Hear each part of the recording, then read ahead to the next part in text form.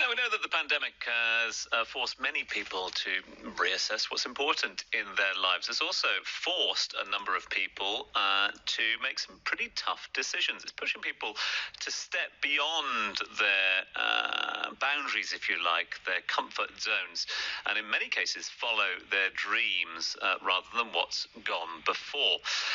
That is exactly what we will be looking at now when we talk to the team behind the brilliantly named Curious Elephant.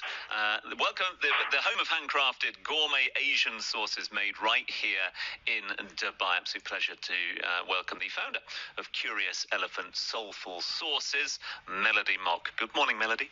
Hi, good morning, Tom. Good morning, everyone. How are you? Very thank you for having me on board this morning. Not at all. Really appreciate your time this morning. Before we go any further, I know that you've been asked this a million times, but we're going to go one more time. The name. I've got to find out where it came from. Oh, okay. Yes, a lot of people have asked us distinctively about our name and also our branding as well. So we were actually in a beautiful Tanzania 2019. We were at, actually at 4 o'clock in the morning, we were at an elevated tent area in our campsite. And my husband heard something rustling around at 4 o'clock in the morning, and he woke up. And he opened the tent window, and there was this bull elephant right just staring at us a metre away, and we're at eye level with him. And for the next 45 minutes, it was just a magical moment of us just watching him sifting through the leaves on the floor, shaking the tree, being curious as he was, and just really looking for food.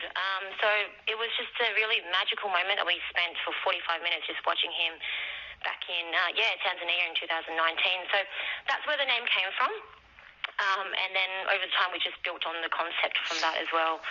And obviously that's come to a head in the last 12 months or so. 2020, a tough year for so many. Yeah. But let's just sort of track back if we can, Melody, because you arrived in Dubai in 2015, but you didn't arrive to make soulful sauces then, no?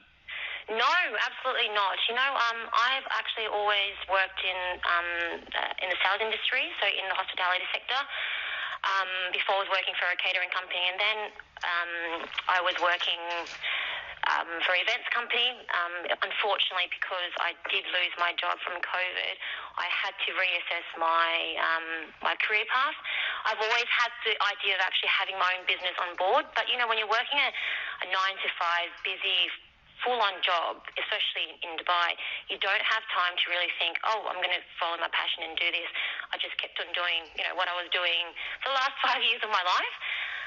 And then, COVID happened. I had to really reassess instead of, I must admit, it was very tough on the first day. I lost my job and there were a few tears, but the next day, straight away, I remember I was scrolling around LinkedIn trying to look for a job.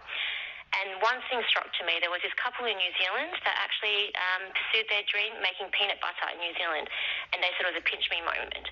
I remember leaping out of bed going, James, I screamed out my husband's name. I'm like, I'm going to do it. I'm going to make Asian sauces. I'm going to bring it to Dubai. And he just looked at me going, you crazy lady, yes, you do it. And a lot of, and then research happened and, doing a lot of experiments and trial and error. And so that's how we got there. Is that Peck's, Melody? Peck's in Wellington down the laneway? I'm not sure, actually, because it was literally, I was on LinkedIn, it was so long ago, and there was just a couple that I think they both worked in corporate roles. They were both lawyers, actually. So I was really shocked. They were both lawyers, with a good salary and good career path, and they decided to, do something they wanted to do but loved. But they said they never looked back, and I think they were selling across all the major supermarkets and exporting New Zealand peanut butter as well.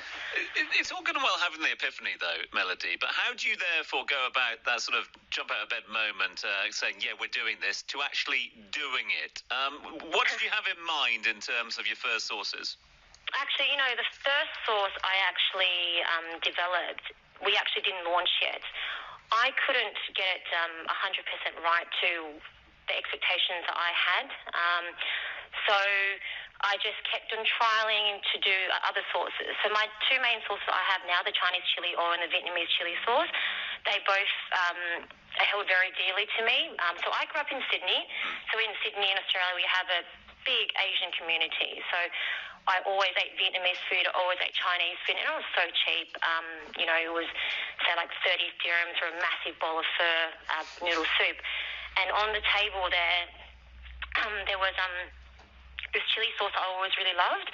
So I wanted to really bring that in to Dubai as well and share it with everyone, in Dubai, what Asian sauces, handcrafted Asian sauces would be like, because right now in the UAE you can only really get supermarket brands as well. And with the supermarket brands, I mean, they're great for what they are, but to me, I didn't like something which was full of preservatives and all the hidden nasties. So I wanted to make something fresh for everyone, and yeah, it's been a huge success right now. How's the business going? It's going fantastic, thank you. So we're selling to customers directly online and also at the markets as well. So people coming and trying it, and they try it first, like, oh wow, this is actually really good. They seem really shocked. But going well so far. So we're planning to really take it afield, take it abroad, and doing bigger things with it this year. Ironic question, but would you have done this had it not been for COVID? No, absolutely not. To be honest, I was working in my roles in the last 5 years here, and I always felt like there was something missing in my life. I didn't know what it was. I will go to work, I love doing what I was doing, meeting my clients because I was in the sales role.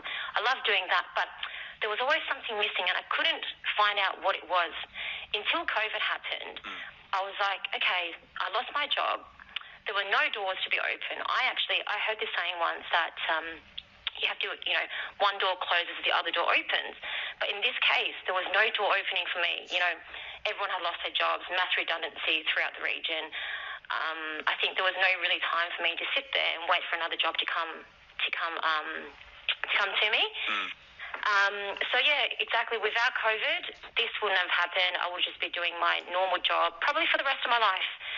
And the thing, I actually got my job offered back to me a few months, just back in December. And I had to make this decision going, oh, should I take the role or should I decline it? And I didn't have to think twice about it. Stick with the sauce, Melody. Yeah, stick with the sauce. Exactly.